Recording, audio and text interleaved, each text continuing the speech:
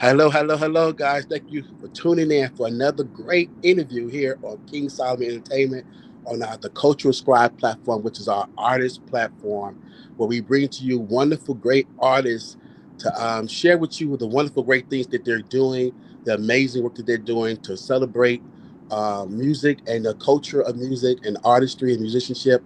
And today, there's no exception. We have a wonderful, great, world renowned saxophonist, musician, Mr. Isaiah T. How you doing, my man? Oh, how's it going? So glad for you to do the platform. We're so happy to have you. It's amazing. We Thank want you. to definitely introduce you to our audience and get right into the interview. Please let them know who you are, where you're from, and how did you begin to do music. So I'm Isaiah T. I began to do music. I was introduced to music when I was 10 years old. Well, I'm sorry, I was introduced to the saxophone when I was 10 years old. I was introduced to music probably when I was 3 or 4, around with my grandparents. I grew up to, Curtis Mayfield, Mahalia Jackson, Bobby Womack, Smokey Robinson, Sam Cooke, nothing but really music. So I'm just a student of music, a lover of music, everything about music. I really love. And I received a saxophone when I was 10, and I started practicing. And I knew that I was really interested into it because I could practice for 6 or 7 hours and just get Mm, excited every time I would just go on. And each day I didn't care about school or nothing. I just wanted to mm. practice my sax. So it was very, very interesting, and I really fell in love with the craft starting at 10. So yeah. Wow. So you mentioned some greats like Curtis Mayfield. Who are some of the other major influences you listened to while growing up and honing your craft? I would say I listen to like from saxophonists. One of my greatest friends today is Kenny G, Dave Koz, Jared Albright, Kirk Whalum, Sonny Rollins, John Coltrane. I mean, you're talking about just his music as overall. Barry White.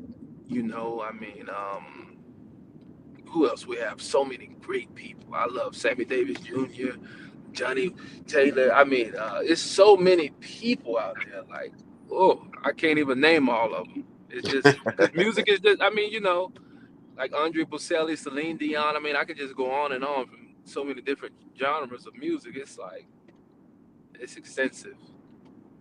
So looking early on to now, and when you look back, do it wows you to see how far you come, how much you develop. What did you pay that to? How do you credit that? I would say touring with legends. I had a lot of great people like the Keith Sweats, the Lenny Williams, Kenny G's, Tony Braxton. A lot of great people in my ear when I was, coming up in the industry, and they happen to all be legends that really, you know, influence everything that I've done. Really, it's they've been very pinnacle into my career, and I'm an easy learner. It's very easy for me to say what I'm not gonna do or what I don't want to be like, and from others you can learn from their mistakes. So it was easy for them to say, "Hey, don't do this, don't get into that," and then I just kind of seen for myself as I came into the industry. So yeah, that's been you know a journey, I would say. Amazing, amazing. You have dropped those names like they were just regular people that you went to school with. No, you shared the stage. You shared the stage with Tony Braxton. You shared the stage with Keith Sweat, Kenny G, and so many others. What was something you? Because last times you could share the stage with them, you never meet them. Sometimes you do. Sometimes you see them backstage. What's one of the things that you have? Have been told or been shared with one of the fellow musicians of grace that have embraced you? What's something you can share with us? um, well, I've always been the youngest, so they just really you're saying what they have told me Yeah, that if has. Tony saw you backstage, what she say, or did Kenny G, Well, if Tony anybody, loves me. I uh, supposed to have been doing. She just had a. The craziest thing is they actually got a concert again tonight, and mm, so we're trying to put something together to see if it's going to work. But it's kind of hard because it's all over. But every time Tony sees me, I'm like her little play brother. She's the hmm sweetest. Uh, Me and Keith Sweat, we cut up all the time. We'll sit there and play with each other. We really have a really close relationship, and so it's just like when we see each other, we just talk and laugh and joke, and everybody just really playful with each other. But these are some really great people. Now, do you credit because being on Billboard and being having an international, talking about Europe, Japan, you get to tour all over the world. That's not easy to Right. attain. So, what do you credit that to? Like to be an international touring artist? I would accredit. I would say, well, a lot of kind of looking at how music is. Me being an instrumentalist has helped that because being an instrumentalist, you're really not saying words. And I kind of, when I make music, I don't look at it as making a genre because I listen to all kind of music. Like I listen to Andre Bocelli. Um, I've toured with Celine Dion. So I've been very versatile into my touring, which has allowed me to have a fan base international. My international fan base is way bigger than it is in the States. And Wow. so, being an instrumentalist, I'm able to transcribe music through all different regions. And so, it really has helped where just being a listener, understanding, hey, if I'm in Italy, what kind of music do the Italians like? If I'm in Australia, what kind of music do the Australians like? Or if I'm in anywhere in Asia, like The Moon Represents My Heart. That's a very big song in Asia, and it's just Teresa Tang, you know what I mean? So in China, it's just so many different things where I try to incorporate all of that into my performances so I can continue to be international and not just stuck in one box or you kind of put in a thing. Because when I made my song Hold Me Down, I didn't anticipate it to go number one in Japan. It just happened to they really received it and they was, receptive of the record. You know what I mean? So that worked out really, really, really well for me. Speaking of that, the number one single in Japan, number one single that's steady charting, "Hold Me Down," is the latest single you have out right now. Please tell us about how did that song come about? What is it about? Like what about that great wonderful song? That song is, I say that song is a special song. I mean, it's the first song that I put out as my number one record. I had the pleasure to write this amazing song, and I kind of wrote it twice. The first time, I wanted something where, I was it's like I was going through things, and I was like, music, how you want somebody that's gonna hold you down, and so you're thinking up a melody, and I was in the studio. It had to be about 3 or 4 o'clock in the morning, and I was just sitting there, and then I came up with this na, na, na, na, na, kind of melody kind of thing, and I was like, I got to go record this, and got with my producer, and we laid the keys down, and then the rest from there is history. Wow. And What's the backstory? What can you tell something? I know you deal with storytelling, you deal with emotion, expression. Can you tell us something about what we could expect for this song, the backstory about this song? this song is kind of like a love song.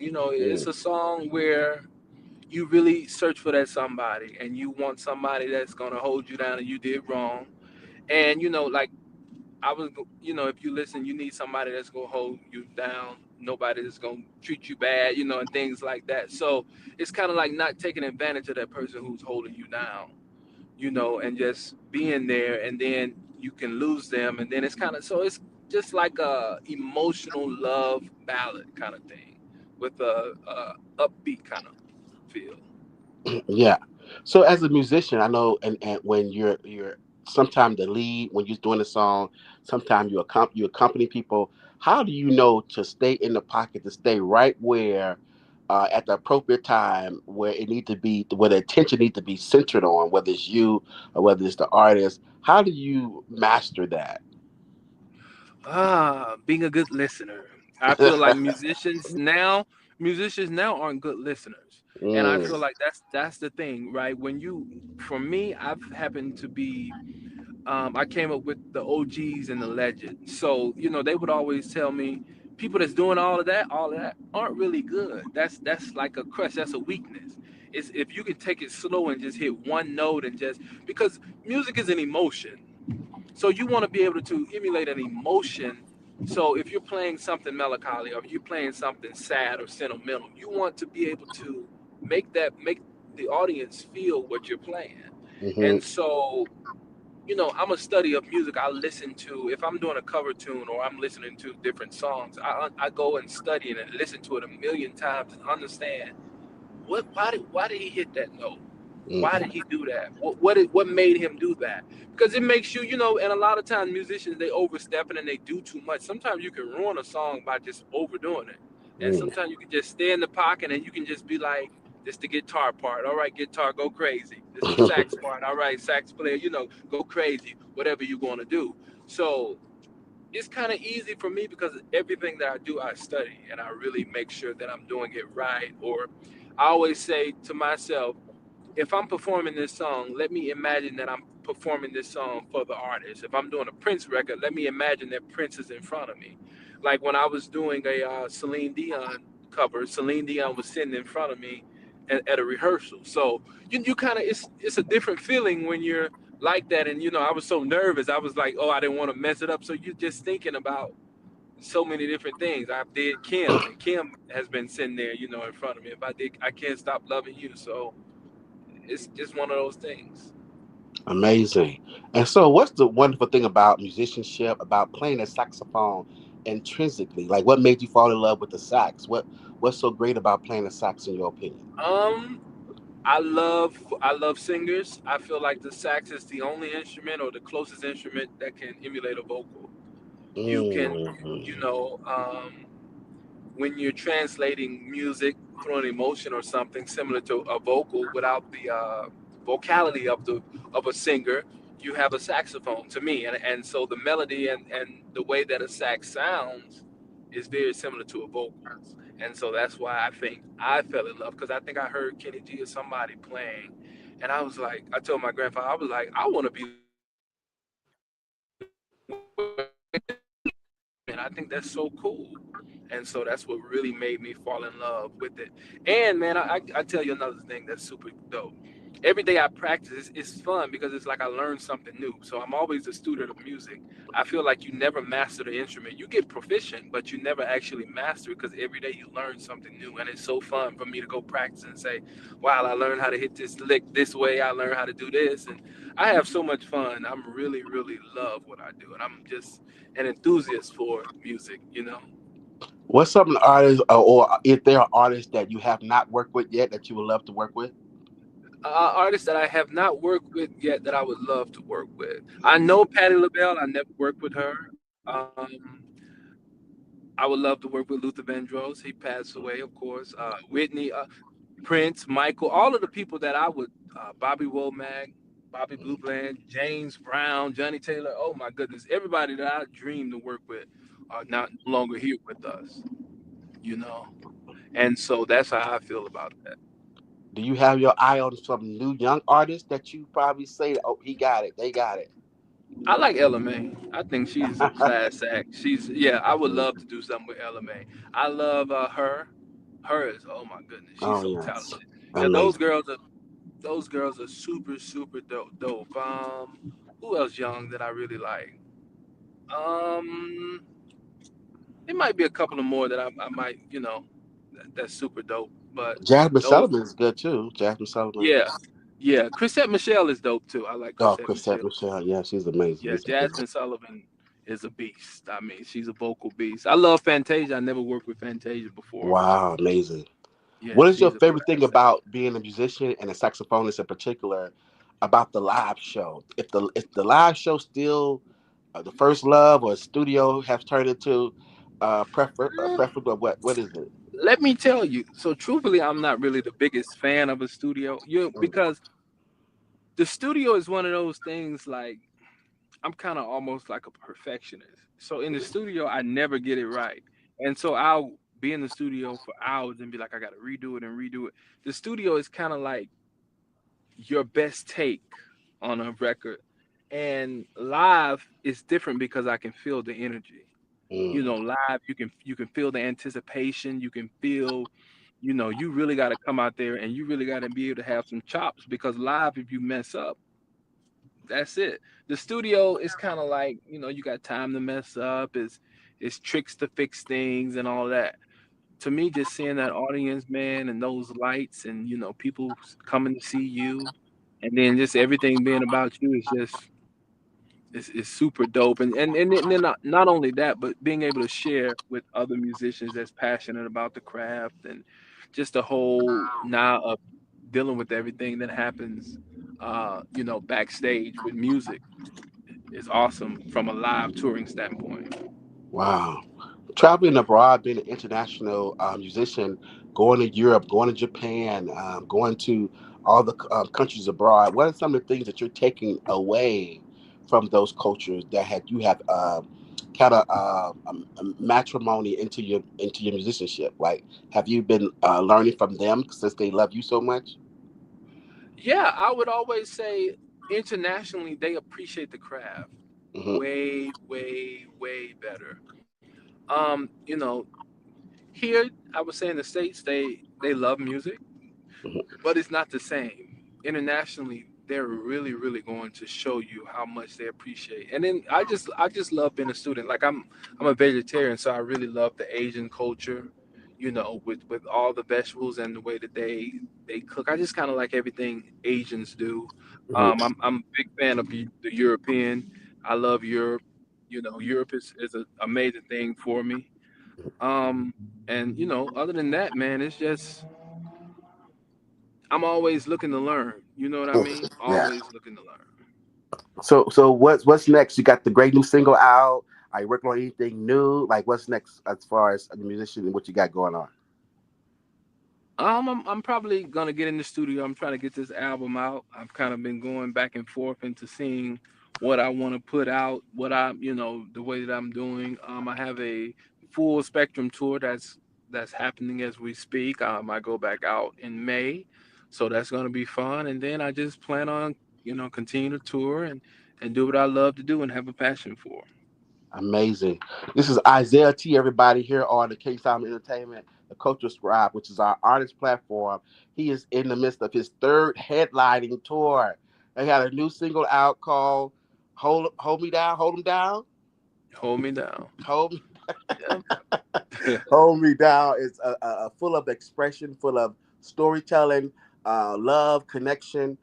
Definitely tap in and let you know where you can find him at on all social media platforms. Let him know where you can find him single at. I believe it's on all electronic platforms. Let them know what your contact, how they can get hold to you. And when you guys definitely subscribe and tap into him, send a comment, support him. Let them know that you're watching him. Let them know that you love what he's doing. And let him know, ask him where he's going to be next. You come out and see him and support him. Let them know where they can find you at. You can find me on IsaiahTSax.com is my website. I'm active on Instagram, Isaiah T Saxophonist with the blue check. Same thing on Facebook, Isaiah Tatum. You can anywhere you put in my name, it'll pull up, and to know where I'll be. I'm doing a city winery run. I know May 19th I'll be doing something in Atlanta at the city winery. May 8th and 9th I'll be in Austria in Europe. So I'm all over the place. I'll be in Belgium, I think May 23rd. Um, so yeah, I'm doing a lot. I'm doing a lot. No, that's amazing. I'm so glad you did the platform. I'm so excited about what you got going on, your music.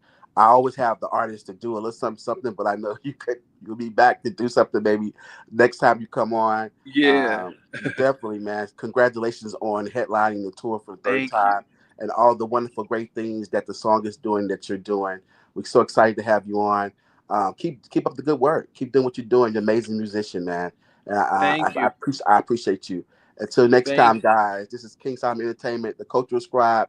Subscribe, share this video, share, connect with the musician over there, the artist over there, Mr. Isaiah Tatum. Thank you so much, guys. Till next time. Bye bye. you. Peace. All right.